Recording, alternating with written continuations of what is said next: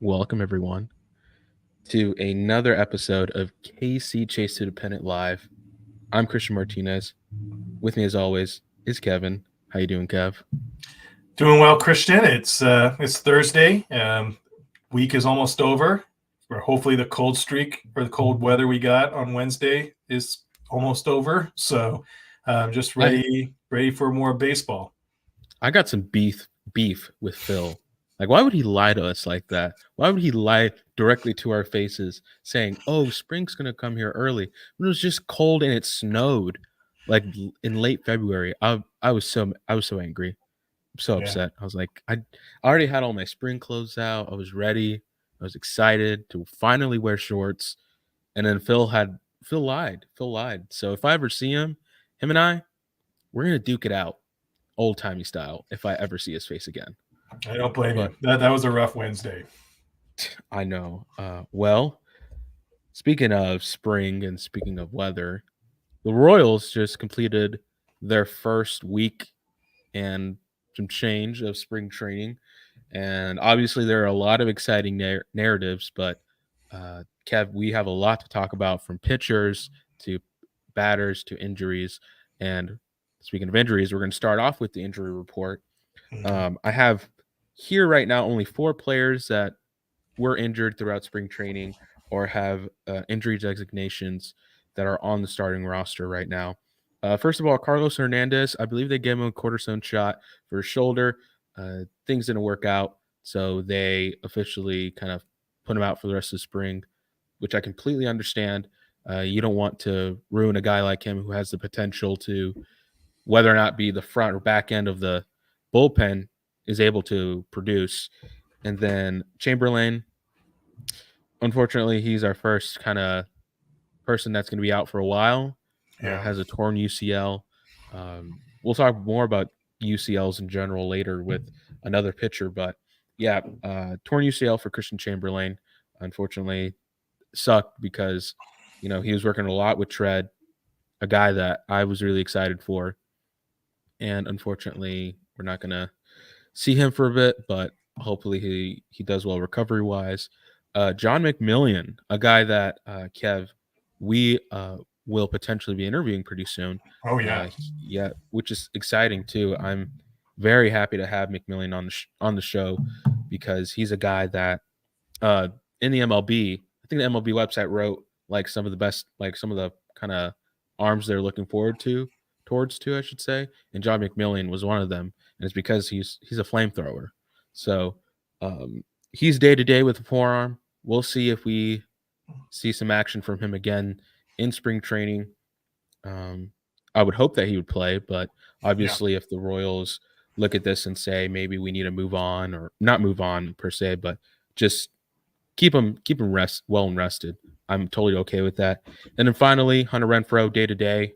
I know he's been having some issues, but hopefully, I'd like to see some action from him as well. He's a guy that's definitely going to be competing in the outfield, and it's just exciting. Before I get to you, Kev, for all of our listeners and viewers, please give us your thoughts on spring training down in the comments below.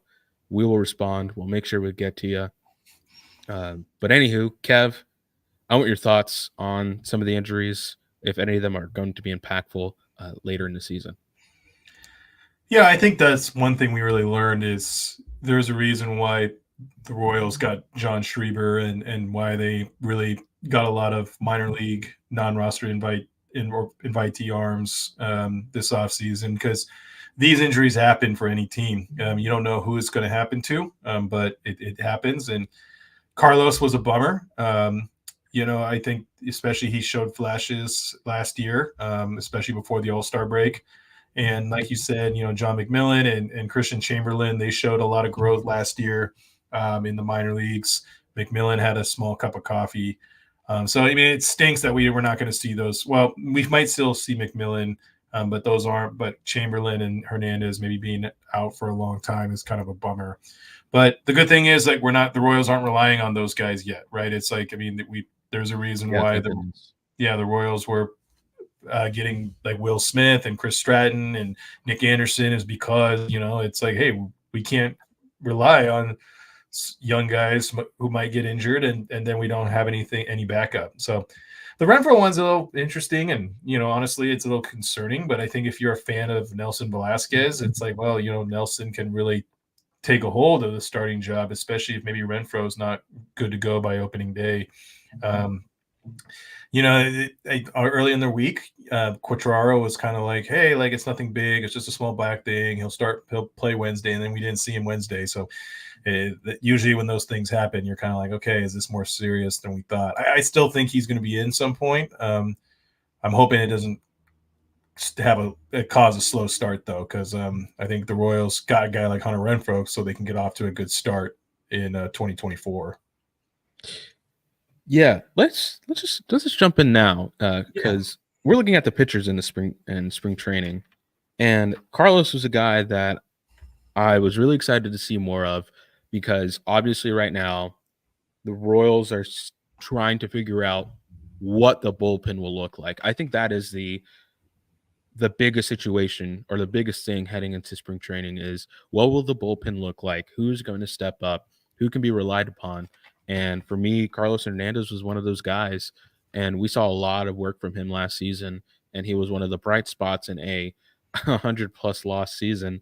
But it sucks that Hernandez is out. Again, I wanted to see what kind of improvements he made in spring training, but unfortunately, the shoulder injury got to him. Chamberlain again. I talked about Chamberlain and then McMillian, but with those injuries, I will say a lot of pitchers have stepped up for the Royals, and one of the guys I want to talk about immediately is Walter Pennington. Yep. Right now, throughout spring training, a 0.0 ERA, 3 innings pitched, has allowed 2 hits, allowed 2 runs, no earned runs though, which is key. 8 strikeouts, a .67 WHIP, and then 150.154 average against. He, I don't know where he came from. I don't know what happened. I don't know how he flew under the radar. But this guy cooked. This guy, call him Walter White because he cooked in the lab. He was dominant in the mound, and his numbers are just crazy for 3 innings. Like it's Cole Reagan's like to, in a sense, but he was a guy that impressed me like so much throughout the early start of spring training. Yeah, he's been really great, and I think he has 8 strikeouts in 3 innings, like you said. But not only does he have 8 strikeouts in 3 innings, but he has 0 walks. So he's just flat out dominating guys, which is huge. Really interesting story. He was an undrafted free agent in the 2020 draft, which was only, I believe, like 5 or 10 rounds. I can't remember the exact amount, but it was a short draft. He probably would have been drafted like in like the probably 12th round if it was a normal draft. And he's really risen up the Royals system. He's been in the Arizona Fall League. He kind of showed some progress. He's a little older, at about almost going to be 26. This is a guy that I think you got to put in the equation for maybe opening day roster. The Royals lacked lefty arms in the bullpen. Losing Christian Chamberlain is another option they lost. They did add Evan Sisk, who's a lefty, acquired in the Michael A. Taylor deal last year, who is to the non-roster invitee list. So that means that Evan Sisk could have an opportunity to make the roster. But if Walter Pennington keeps this up, you might see him in Kansas City on March 28th. Like, I really think the stuff looks legit. He fits a role that they need. And it would be a great story to go from an undrafted free agent to pitching in the majors. Yeah, and he's someone, if he can continue to produce like this, I wouldn't be surprised if the Royals keep him around because you can't keep him in AAA with those kinds of numbers. Or even if he has an efficient spring training, I would say that's more than enough to bring a guy like him, keep him in the majors, and just try to keep him around as long as you can. Because otherwise, you send him to the minors, another team out there is going to look at that and say, maybe we can use a guy like him, or he might leave, and then another team can grab him, and he could produce really well. He just has that potential that Reagan's had when coming into the Royal system. Was a pitcher who not a lot of people really knew, but if he had the time to work and whatnot, he could produce at a high level. And Pennington just gives me this little glimpse of hope that he could be one of the key guys in the pen. other players to look at too. I have a bunch of people that we need to talk about. Um, let's talk about Cole Reagans. Reagans is an interesting situation to me because he had an amazing debut for spring training. I think I'm going to pull up his stats now. Actually, Yeah. let's see if I can go to share screen, and I'll select that, and I'm going to share. Sorry, and I'm going to change this for us real quick. Put that there and put that there. Now let's look for our boy. That's easy. Just put strikeouts. Let's put strikeouts. All right. So Reagans, again, had a 0.0 ERA, started one game, 2 innings pitched, allowed 3 hits, but had 5 strikeouts, had an amazing debut with the Royals. But a lot of people are concerned about one thing, and that's his UCL. So there's a lot of discourse on social media, including Twitter, that a lot of people are concerned about his UCL exploding because he's throwing like such hot fire on the mound. I don't know if I'm concerned about it right now. I think the Royals are smart to not have him pitch more than 3 innings right now. Yeah. Per game. I'm keeping him 1 to 2 is great, and then giving him a long break in between. Because if he has one more outing where he like obviously shows that he's great, I think the Royals could honestly shut him down for the rest of the spring training, because he's a guy who you don't know what to expect injury wise. Like, knock on wood, but like you don't want to wear out a guy like him. Lugo and Walker are different, I would say, just because they're veterans and they have the mileage and they understand what their limit is.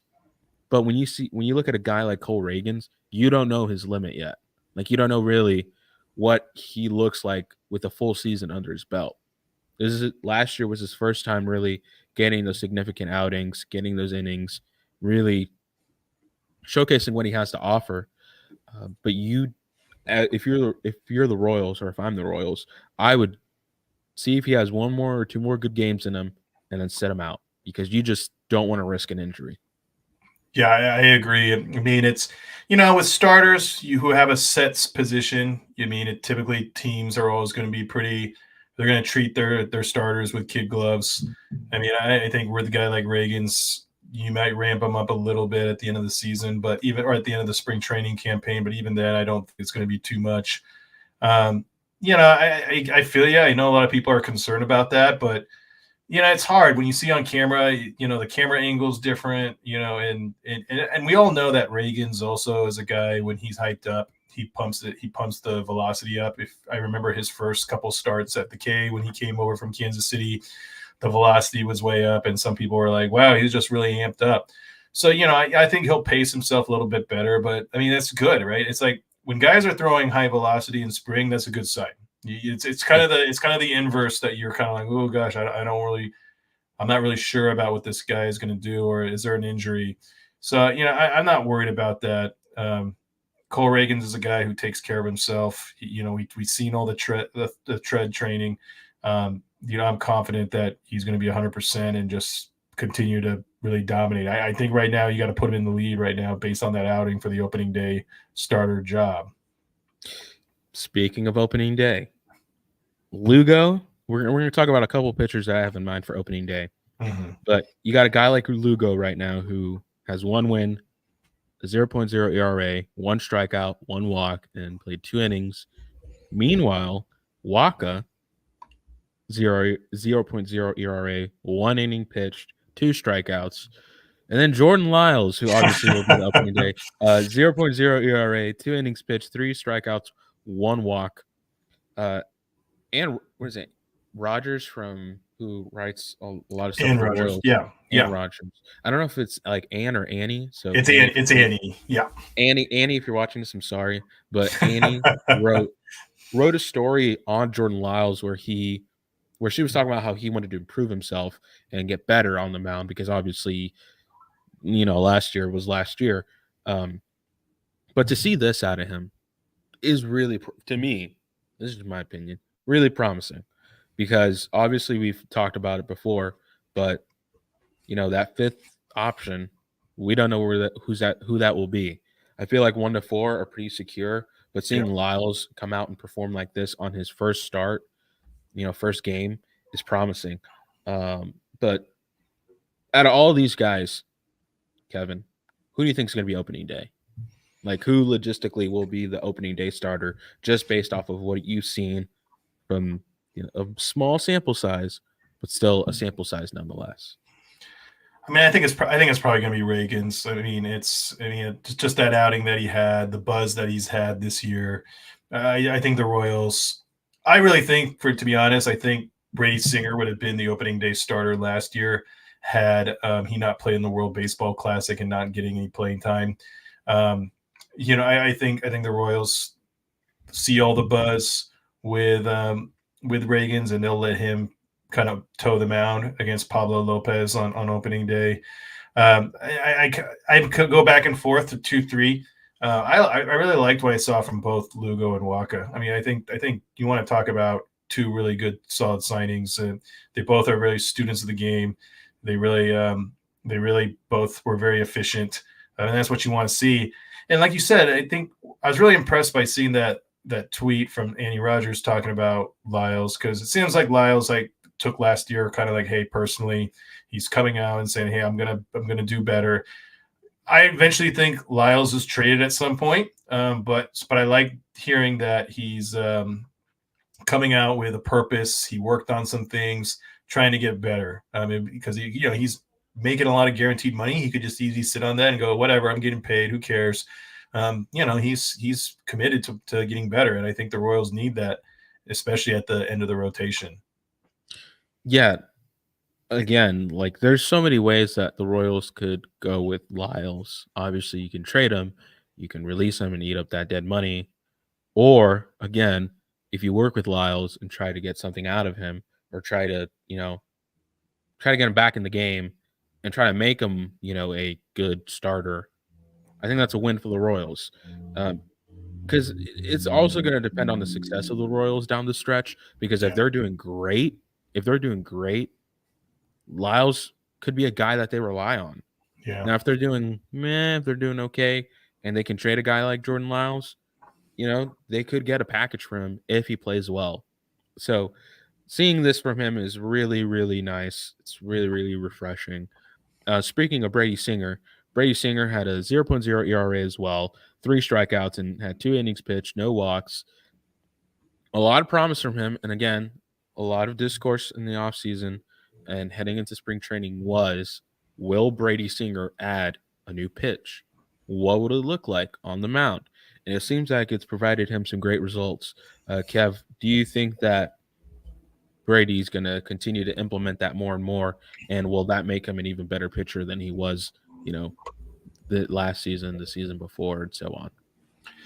so I'm writing and hopefully we'll publish my first article for Farm to Fountains either Congrats, by tonight. the way. Thank you, I appreciate it. I'm excited to join the team, but kind of focusing on the supposed additions of his four seamer and his sweeper.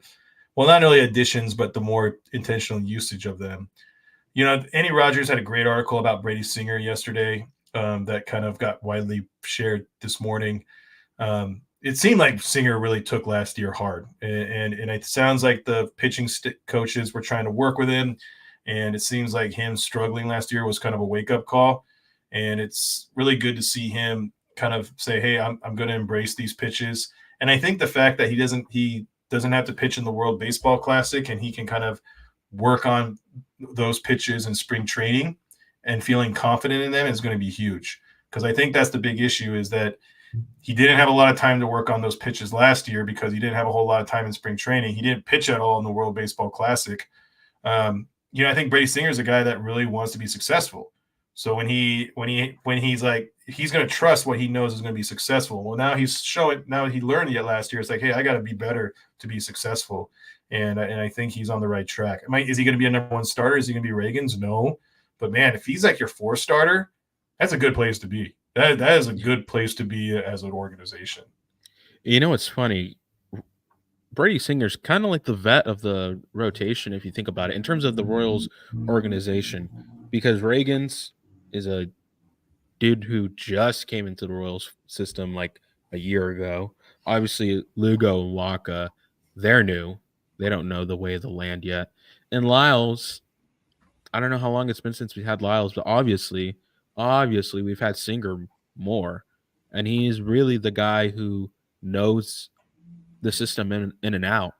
So for Singer, I think he understands what he brings to the table. He understands that a lot of people love him here in Kansas City, and we're bummed out by a slump of a season. If to put it into perspective, it was a slump of a season. It was. So it's nice to see him kind of embrace, really embrace adding new pitches and utilizing it well, and trying to add new stuff, because if he wants to continue to be a starter, he's going to have to add and utilize pitches in different ways. So to me, this is promising. Another guy that we haven't mentioned, for two guys actually that we haven't mentioned about in terms of the number 5 spot, is Alec Marsh and Daniel Lynch. Yeah. So real quick, going to give some stats here. Marsh had a 2.25 ERA, had 4 innings pitched, 3 hits allowed, 2 walks, 6 strikeouts, a 1.25 whip, and a .214 average. Meanwhile, for Daniel Lynch, he's doing okay with 2 walks, 2 strikeouts, started twice, had 3 innings pitched. He's doing well for a guy who's trying to slowly kind of come back and return.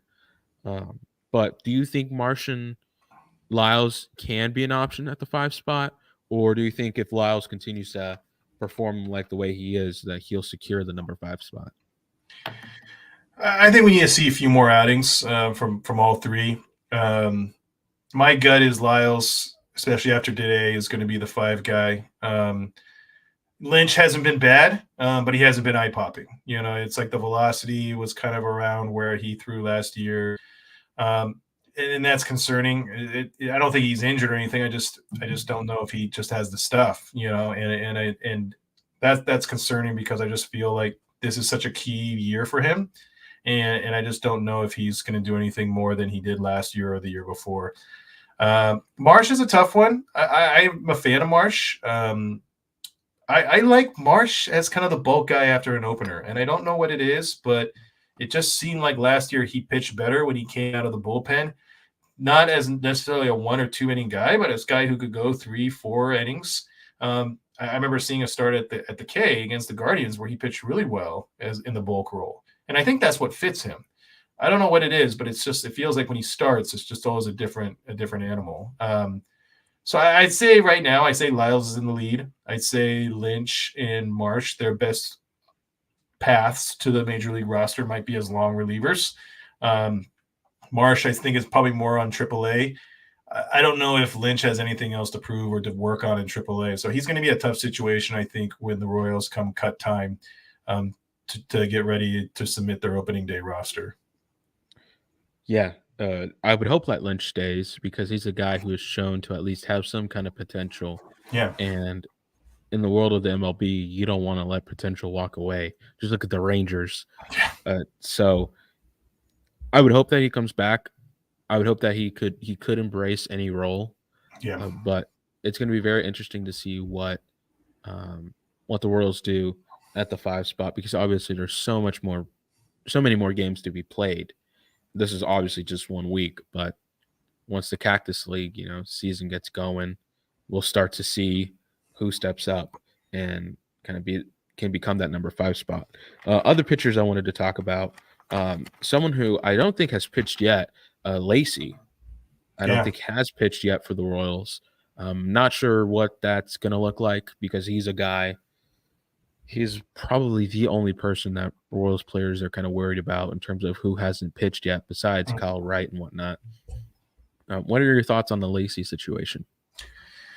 I mean, the fact that we're seeing him out there and is a good sign. I think that shows that he's still like valued in some way by the organization. I think everybody's going to have to temper their expectations about him. I think he's probably a reliever at this point. I think if you can get him, if he makes any kind of major league debut, that's going to have to be seen as a success. I think he can be a power reliever, and that's not a bad thing to have as a lefty. But in terms of him being like that franchise pitcher that everybody thought he would be when he was drafted fourth overall in 2020. I think that ship has sailed. But the fact that you were seeing him there, I mean, he it felt like he was a story where it was like, man, is he going to retire early? Is he going to say like, is he going to pull an Anthony Rendon and talk about how much he hates baseball and leave? Like the fact that we're still seeing him there is, I think, pretty promising and encouraging. Yeah, I would take anything from Lacey at this point. Mm-hmm. Honestly, he's really had a rough kind of minor league situation. It's kind of rare. I mean, usually with a guy like his talent and a guy like him in general, you see him rise pretty quick in the system in the farm. But I think for the Royals, if you think about it, anything from him is a win, and even Yeah. for him, even just to get in the opening day roster is a win for him because he knows he can contribute. Right. But it's just a matter of we have to see, and the Royals have to see what he has to offer if he still has it in him. So I'd hope that he can pitch a couple innings this spring training or show that energy to want to be on opening day roster, but he might still be in AAA. I mean, that could be where he starts, which will suck because a guy like him, his ETA at this point should be now. Like Yeah. he should be up there with some of these guys like Brady Singer and a bunch of other prospects like Vinny and Bobby. But obviously, sometimes prospects they take a bit to kind of flourish and blossom in the majors. So I'm happy that the Royals are at least showing some kind of patience, but Mm-hmm. I'm also I want to see more from him, and I want to see what he has in the tank and see what he has to offer. Absolutely. Let's move on a little bit to some of the pitchers that we've acquired throughout the offseason. So Schreiber, a guy we traded, Sandlin for. He had a 0.0 ERA, had no strikeouts, but had an efficient outing. Mm-hmm. Again, small sample size, but still something. Chris Stratton had a really tough start, really tough start. Allowed four earned runs. Meanwhile, Matt Sauer, who's a Rule 5 guy, has a 0.0 ERA, 3 innings pitched, 3 strikeouts, 2 walks. And then after that, I think that's it. Those are only really, we've already covered Lugo and Waka, Right. but those are some of the pitchers that we've acquired who we expect to be on the 40-man roster opening day. But I'm glad to see Schreiber at least have a good 1 inning where he didn't allow any hits, but obviously didn't have any strikeouts. You at least want to see a strikeout or two from him, but obviously there's still a lot of games to be played. Right. Meanwhile, Sauer to me is a guy that a lot of people should look out for. Absolutely. Someone who can really get into who can become a bullpen guy. Doesn't need to be a starter right now, but can be a bullpen guy. Can come in and just play a good inning. Can play a couple good innings in any game.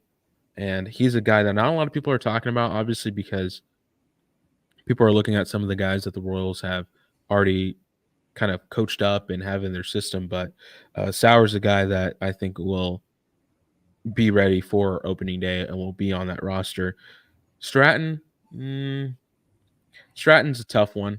Obviously, you don't want to start your spring training like that, but there's a lot of games to be played again, and even though he allowed 4 earned runs, I think allowed a home run too. Um, I'm still optimistic that he can at least be a guy who plays 1 inning or can play half an inning or Mm-hmm. something. Just at least like kind of clean up, just be a Yeah. cleanup guy because he has that veteran experience. Yeah. With when veterans struggle in spring training, that worries me less. I think veterans treat spring training as kind of like an extended practice. So I think when veterans struggle, I don't really freak out unless there's something like, hey, like all their velocity came down or something like that. So I mean, Stratton's a vet. It's like he had a rough first outing. I think that's going to get cleaned up over the course of the spring. So I think he's going to have a key role, just not the start, like you said, how you want to start your Cactus League campaign. Yeah, and it's a tough situation too because no one would want to start their Cactus League like that because you want to start off at least average to great. But Right. again, a lot of games to be played. However, I think one pitcher that really stands out, who has had a really, really rough outing, is Jake Brents. Yeah. We talked about it before the show, but woof, that was a very difficult inning for him. Uh, had 6 walks. I remember listening to that game and just hearing walk, walk, walk, walk. 2 strikeouts though, Yeah. and only played 1.1 innings. Um, what to say? What to say? Again, we shouldn't be overreacting right now. It's way too early to overreact about a lot of this. I mean, obviously, you can see a lot of promise and also some things that a lot of players need to work on. But for Brent's, I'm pretty sure he's going to be like a goldfish after this. I can assure you that he's already forgotten that he was on the mound that day when he came in to be a reliever. Obviously, we talked about his contract. It's a tough contract, but uh, Brent needs to pick. He needs to pick it up if he wants to be on the roster, because 6 walks is not gonna do you any favors. We don't.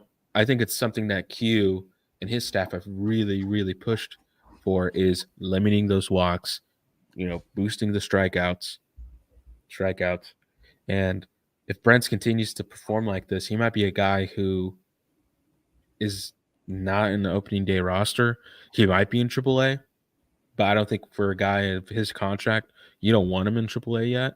Mhm. So he could also be a guy who gets DFA'd, which would suck because you don't want to see a guy like Brent get DFA'd so quickly for that type of deal. But I need to hear your thoughts on this because, yeah. Yeah, it's hard because what we've seen from Brent's really is he's had one really good first half in 2021, and he really regressed in the second half of 2021.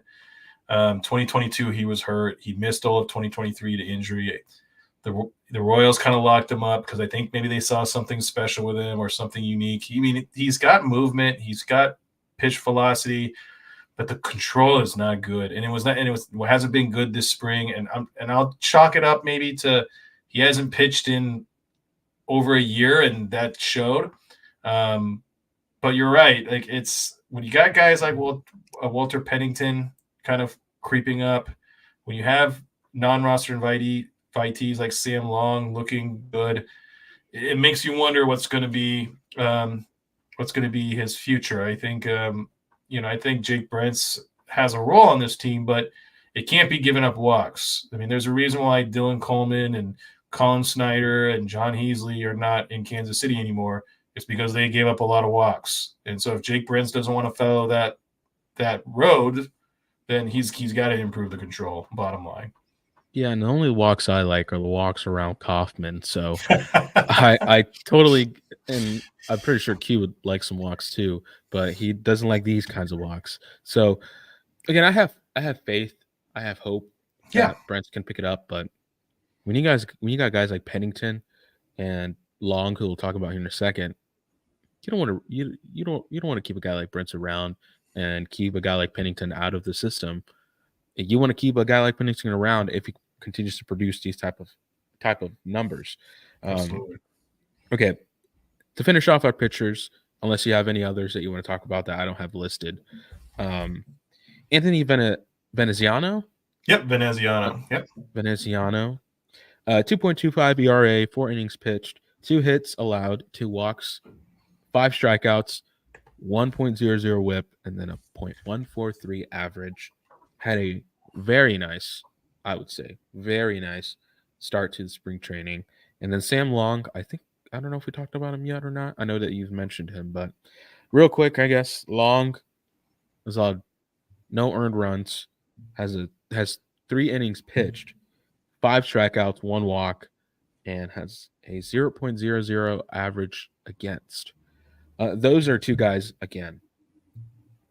Anthony, I definitely want to see him on the opening day roster if he continues to play like this. And Mhm. Long, who's a non-roster invite, make him an invitation, because if he can continue to produce, I want him on the roster. Like, I want him on the roster.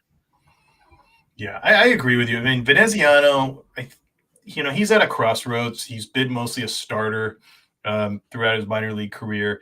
I think he's ultimately a bullpen arm, and I think they might start that transition with him to become a bullpen arm this year.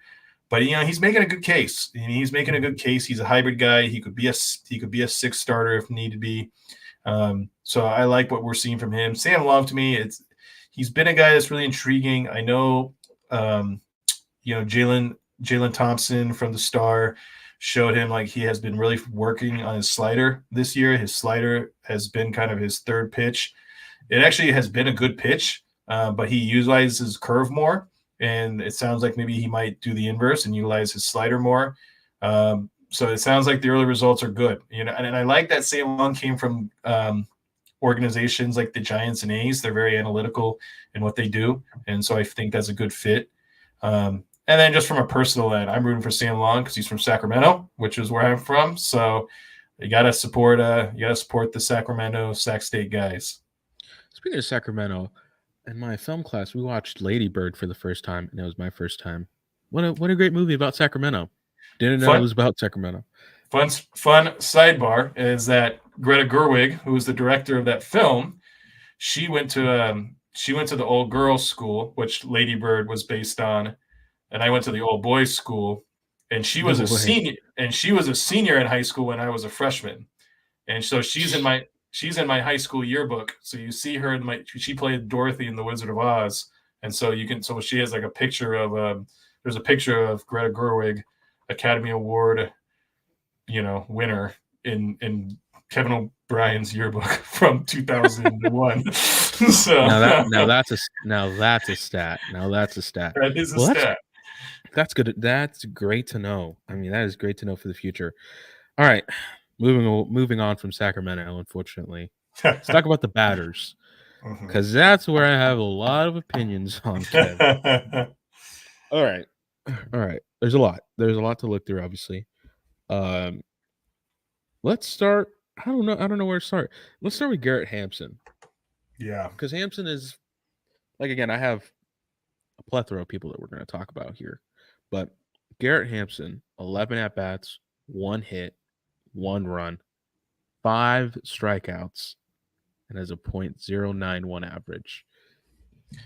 Not not great. Not great, Bob, but not great. My I'll give my thoughts and then I want to hear your thoughts, but I see people on this list who aren't going to be clear starters, Mhm. but who I want to see in the position of Hampson. I know Hampson provides a lot of utility. He's a utility guy, but he needs to do a better job about his just about his eyes in general. Like he's obviously swinging and here's the thing too, Kev. And this is a thing that a lot of batters share within spring training is you see spring training guys take more chances because it's spring training. Who cares? I mean, if you win the Cactus League, that ain't gonna matter. Right. Sorry, Royals, but that ain't No. gonna matter because what matters more is the regular season and the postseason.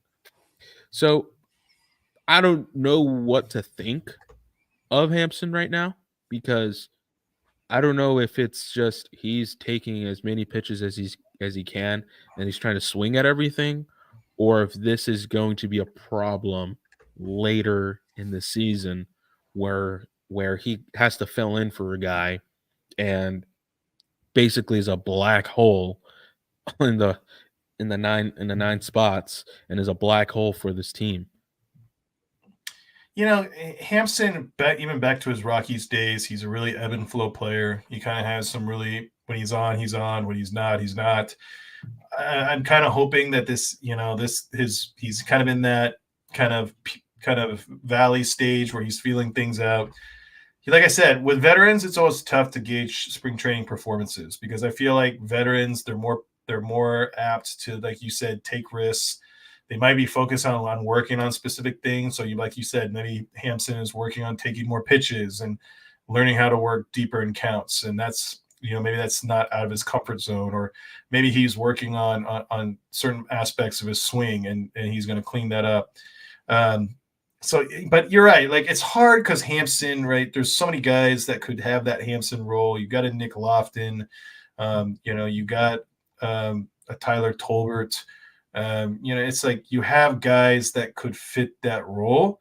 And so I think that's what makes it tough with Hampson. It's like you want to see him perform because it's like, oh, there's other guys that we'd rather see there. Like we'd rather see a Nick Lofton because Nick Lofton's young and Nick Lofton had a great rookie debut last year. But again, it's spring. You don't want to judge a guy if the coaching staff is telling Hampson to work on these things and it's not producing, right? It's like that's not necessarily fair to him if that's what his hitting coaches are emphasizing this spring. Yeah, and I kind of picked up on that idea of, batters are more eager in spring because you look at guys like Shohei Ohtani, and you look at a lot of like, big name players, they're Hmm. taking as many pitches as they can.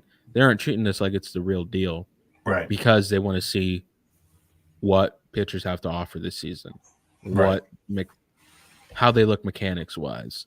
So I give Garrett Hampson some slack, but when you have guys like Tolbert out there who could easily play that role and has right now, I mean, just looking at Tolbert's stats, 6 at bats, 2 hits, 1 walk, 1 strikeout, a .333 average, and a .762 OPS. Those are good numbers for Yeah. a start to the season. That's a I mean, if you keep him on the bench and you give him those 6 at bats and you get that kind of result, I'd be happy with it because at least you're getting some production from him. He's doing a great job on base, taking those walks, doing a better job kind of eating up those pitches and, you know, is has the IQ to kind of swing at the right time. I don't know the science of that or what the analytics look like there, but Tolbert's a guy that I wish can play that position, honestly. Um, but we'll see. We'll see what the Royals do with Hampson. And again, Hampson has a lot of games to improve statistically, but um, again, you for a guy that you gave this much money for, and someone who was one of the kind of big, I wouldn't call it big, but one of the key kind of signings in the offseason, you'd at least want to see more from him kind of heading towards the end of the Cactus League. Yeah, for sure. And so we'll see. We'll see how the next couple weeks go because you don't want him starting off with like a lot of people already really skeptical about what he's going to do on opening day. Oh no. But okay, moving on from Hampson. Let's talk about some of the big guys. So Bobby Witt Jr. Uh-huh. again signed a massive, massive extension in the Yep. offseason. Defensively, is at he's back. We are so back because he had some amazing catches. I think it was on back-to-back days or back-to-back games where he started that he's had tremendous defensive plays. So we know we're going to get the usual kind of amazing defense from him. Now, offensively is a little bit different, obviously. Yeah. Um, but his numbers are interesting to me because at 9 at bats, he has 1 hit, 1 run, 0 strikeouts, but has a .111 average, .200 OBP, and then a .311 OPS. What are your thoughts on Bobby's kind of this initial kind of how he's taking the at bats, his approach? I think he's feeling things out. I think the good sign, as you kind of mentioned, is 0 strikeouts. If he was striking out a lot, I'd be really concerned because that probably means that he's chasing or that he's maybe taking too many pitches. Bobby is really athletic, and I think his swing is beautiful, but it's also got some unique parts. And I think that was the one thing we saw click from 2022 to 2023 was he was able to iron out some of those kind of maybe mechanical issues he was having. So I think, to be honest, I think he's, from what I'm hearing, he's hitting the ball hard. I think, he's hitting it to a lot of guys. I think he's maybe trying to work on some things. But like I said, it's like, I think the fact that is like, he's got 1 walk, he's got 0 strikeouts. I don't think it's anything to worry about. Like the balls will start to find open gaps. He'll start to hit some balls over the fence. And then he'll be back to Bobby being Bobby by March 28th. All right, so moving on from Bobby, MJ Melendez, he has proven himself to be great offensively. Sorry for that voice crack. But 8 at bats, has 3 hits, a double, 1 walk, 1 strikeout, .375 average. Is doing phenomenal right Yep. now for a guy that a lot of people were counting out in the outfield. Um, I after seeing a little bit of, again, very, very limited at bats as of right now, but MJ, if he can continue, I like his swing now. Like, I don't know if you've seen a couple of the games or seen some of the videos, but his swing looks great this season. Yep. He's This is something I said on the show, and I'll say it again. If you give MJ Melendez a full spring training to understand his position, he could be a great outfielder. And I don't know where they'll be. It could be left, could be right. Definitely not center. But if you keep him in one of those corners, or even a DH, because Nelly hasn't been great this spring training either. Surprisingly, he's had the most at bats out of all hitters with 12. Only has 1 hit, 2 strikeouts, and has a very low average. But if Nelly kind of cools off or needs a couple of days off, I wouldn't mind MJ Melendez being a DH at this point. But I definitely want to see him start with the Royals, whether it be left field or right field. I agree, and MJ Melendez is a good athlete. It'd be one thing if MJ Melendez was like a plotter out there, or if he was like Nick Prado, who's not as athletic. But MJ Melendez he's if you look at his running metrics, if you look at his athleticism out there, I agree with you. I think I want to see him have a full spring where he can just focus on the outfield, not worry about catching, not worry about working with pitchers, just focus on being on the outfield. Is he going to be a Gold Glover? I don't know. Probably not. But we don't need him to be a Gold Glover. We just need him to be average, and we need him to show the power and the hitting performance that he's been doing so far this spring. So I definitely have been encouraged. I feel like a lot of people were down on Melendez after kind of his rough 2023. I think he could really surprise some guys in 2024. So, yeah, Melendez having a great, great, great spring training. Other guys to look at, Michael Garcia, probably having one of the best performances in spring training. Had a great winter. I think it was where, Venezuela or Dominican? Yep, Venezuela. Mm-hmm. Had an excellent winter in Venezuela.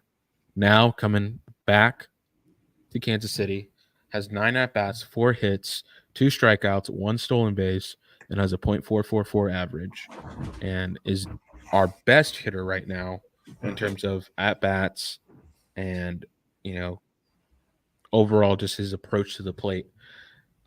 I'm definitely excited to see him on the corner for another full season. I think his bat is going to be really, really, really big heading into the season, and seeing what he's produced right now is really promising. I agree.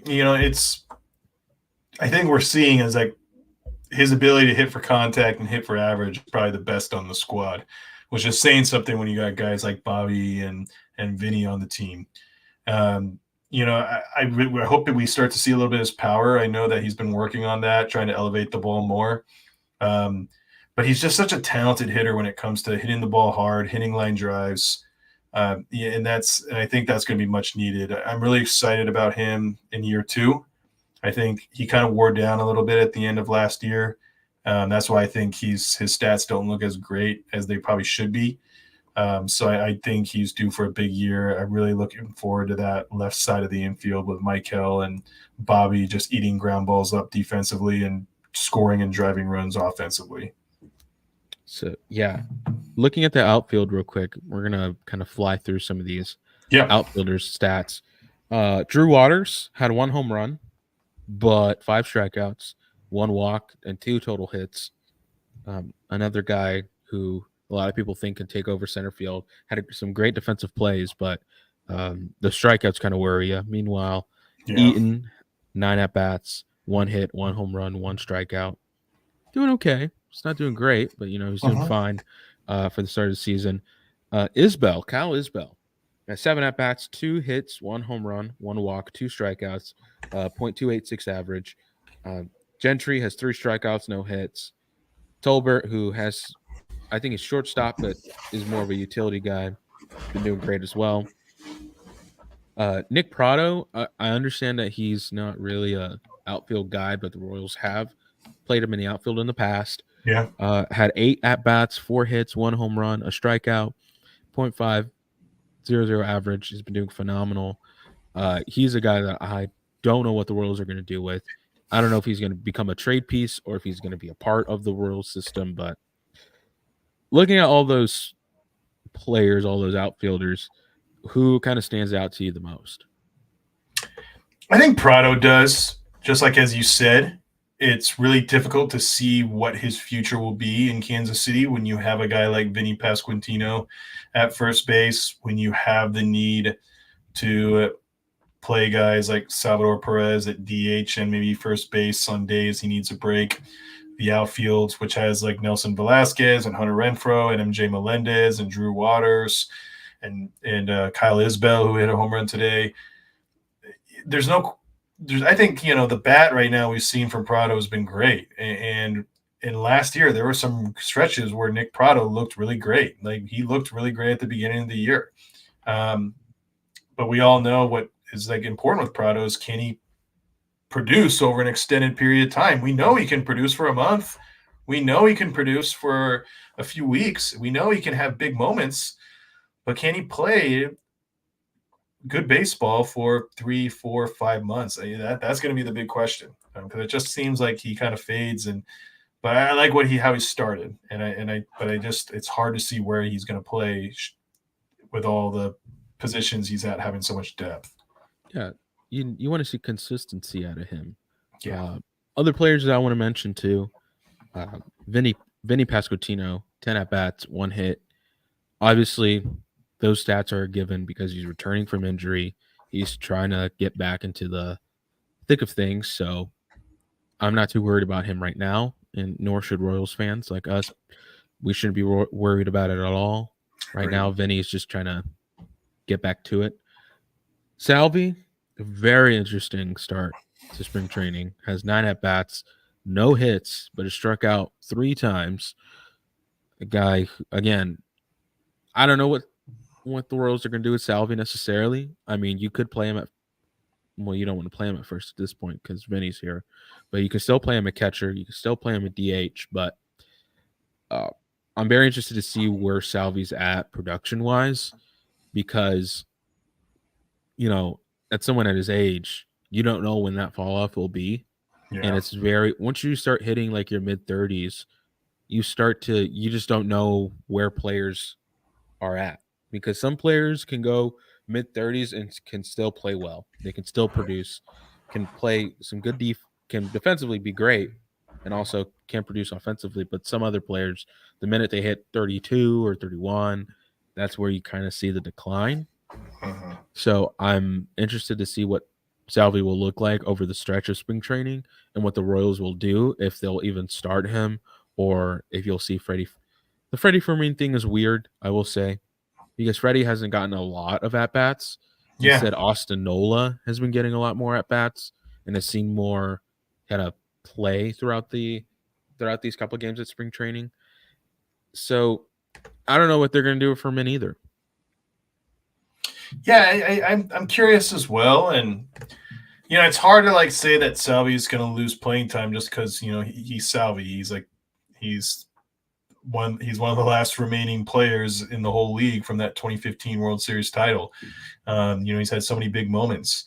I'm just chalking it up to him getting back into the swing of things, but you're right. Could we start to see the drop off? We started to see it this past year. Minus 0.3 FWAR according to Fangraphs. That's not good, and it's and I don't know how much better is it going to be. But Freddie, I think they're really trying to get Austin Nola just kind of accustomed to the pitching staff. I think it's, for me, with the exception of Waka and and Lugo, like, for me, knows this pitching staff pretty well. So I think they're just trying to get Nola to get acclimated to everything. I still think Fermin's going to be the backup, but it is interesting. It is interesting to see that he hasn't gotten that many at bats so far. And again, we talked about Prado and we talked about Fermin. I wonder if the Royals will see them as they can't be in AAA anymore because they've already shown that they're great, but Yeah. also aren't needed at this point because there's just too much depth in the majors. So I wonder if the Royals will package them and try to get a closer, like a certified closer, or we'll Mhm. try to get another starting pitcher, or we'll try to improve one of the 9 spots. Yeah. So, or get more prospects, because that's another thing too. Is the Royals could see these next 2 years and be like, okay, maybe 2027 we slow down a little bit and try to bring up some more prospects or bring prospects now, so then 2027 we continue to have better talent, so we can continue to compete. Two more guys we'll talk about, and then we'll hop out of here. Michael Massey, Yep. obviously, um, has done great with 7 at-bats, has 2 hits. One of them is a triple, 1 strikeout, a .286 average, and a 1.089 OPS. Very good. I'm very happy to see, I should say, that he is producing offensively, because Massey is a guy who I really want to see stay with the Royals. I know a lot of people have their thoughts on Lofton starting or bringing someone else in or putting Hampson at second base, but to me, I feel like Massey's your answer and he's your guy, because if you can get consistent production from him, he will be excellent kind of playing down the middle with Bobby Witt, because he's shown to play good defense. And if he can continue to improve his at bats, then you want a guy like him to stay in KC and play second base. Yeah, he is a special player. You know, he improved his defense a lot from 2022. So last year, he was one of the better second basemen in the league according to outs above average, which is a StatCast metric. You can definitely see that him and Bobby have great chemistry up the middle. And Massey is a special player who he elevates the ball very uncanny for a second baseman. There's some really serious power there. There is 15 to 20 home run potential, with maybe the potential more on that closer to 20 end and maybe even more. Getting 20 home runs from a second baseman is very rare. That's like Chase Utley territory we're talking about. So, you know, I think I agree. Of all the second, I like Lofton, but I think there's a special upside with Massey that shouldn't be slept on, because I don't think Lofton's ever going to be a 20 home run hitter. Well, I can see Massey do that. So I think I'm Agreed. really excited about his future. And then last but not least, this is a guy who I'm not well, there's two people I want to talk about. Tyler Cropley, a non-roster invite, has 8 at-bats, 4 hits, 2 runs, 1 walk, 3 strikeouts, but has a .500 average, a 1.056 OPS. And then Ryan Fitzgerald, 7 at-bats, has 3 hits, a homer, a strikeout, .429 average. Tyler and Ryan, those are names that, again, we don't know what position or where they'll be in the Royal system. I know obviously uh, Cropley's a non-roster invite, but I'm Yeah. interested to see if the Royals will keep them around, or if they'll either of those guys will have a chance to play a part in the Royal system. Yeah, that'd be interesting. Fitzgerald was kind of known for a guy who was really good in AAA in the Boston system, and was actually kind of like a spring training kind of folk hero, you know, in Yeah. Florida, which is where the Red Sox play. Cropley, showed flashes last year. I feel like their depth, but you never know, right? It's like if a trade happens, or maybe those guys can do well, maybe they can net something a little younger. They're guys to watch regardless, but it's hard to tell like what their futures will be unless an injury happens. All right, to wrap the show up, the Royals are 5-4 right now, I think. Yep. Yep. 5-4 in Cactus. Prior to the White Sox game, they were fourth in the Cactus League, and after 9 games, it's amazing to see that baseball's back. But um, obviously, this is just the beginning. We're not going to see the end of this until later. Probably, obviously, the more games and the more weeks happen, the more we're going to learn about these players. But Yeah. Kev, it was awesome doing the show with you again. I really appreciate you coming along. and hopefully you got anything else going out. I know you were writing something for a farm. Yeah, so like I said, I hope to have my piece tonight out on Brady Singer on Farm to Fountains. So look for it either tonight or tomorrow morning. Perfect. Meanwhile, for me, I just got school, so not a lot, Hey, not a lot going on. spring But we break's think coming up. I'm excited, man. I'm so excited. I need spring break to hit because, um, yeah, school is like I'm taking 15 credit hours and then Oof. a bunch of, you know, coming back to the paper here at UMKC and trying to do a lot of stuff. It's just like I could use a week-long break where I don't have to worry about homework. I Uh, get it. but other than that, we appreciate you guys for listening.